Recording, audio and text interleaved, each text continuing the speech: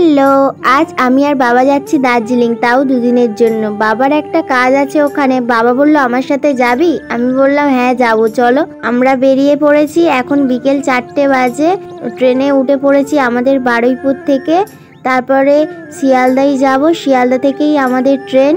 তো শিয়ালদা এসে একটা ছাতা কিনে নিচ্ছি, কারণ আমাদের কাছে আপাতত একটা ছাতা আছে আর দুজন মানুষ, তাই আর একটা ছাতা নিয়ে নিলাম। আমাদের ট্রেনের নাম ছিল উত্তরবঙ্গ এক্সপ্রেস। প্ল্যাটফর্মে ঢুকে গেছে, এই যে দেখতে পাচ্ছ।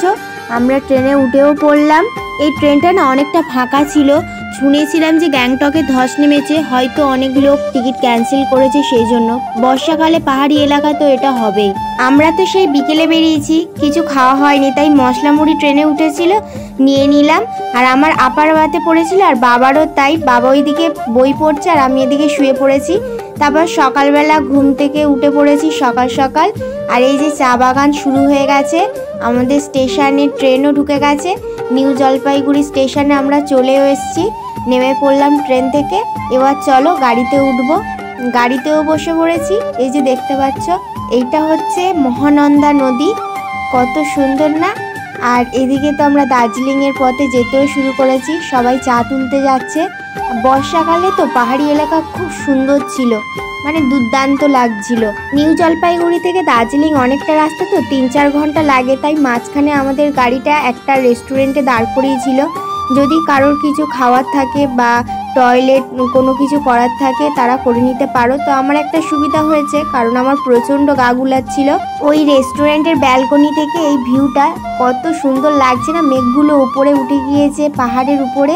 পাহাড়ের বাড়িগুলো বেশ আমার ভালো লাগে, কোনোটা পাহাড়ের উপরে আবার কোনোটা বা পাহাড়ের নিচে। আমার এত গা গুলাচ্ছিল, আমলকি খুঁজছিলাম, কিন্তু এখানে আচার ভর্তি ছিল। তার মধ্যে একটা পাতিলেবুর খোসা দিয়ে কিছু একটা হবে, ওইটা নিলাম, কিন্তু তাও শেষ রক্ষা হলো না। বমি করে আমার অবস্থা খারাপ হয়ে গেছিল। তারপরে হোটেলে গিয়ে স্নান করে একটু ফ্রেশ লাগছিল। আর তোমাদেরকে আমার রুমটা দেখাচ্ছিলাম। এই যে পুরোটাই কাঠের তৈরি ছিল, খুব সুন্দর লাগছিল। তারপরে আর আমি ভিডিও করতে পারিনি, আমার শরীরটা খুবই খারাপ হয়ে গেছিল। বমি করে অবস্থা টাইট হয়ে গেছিল।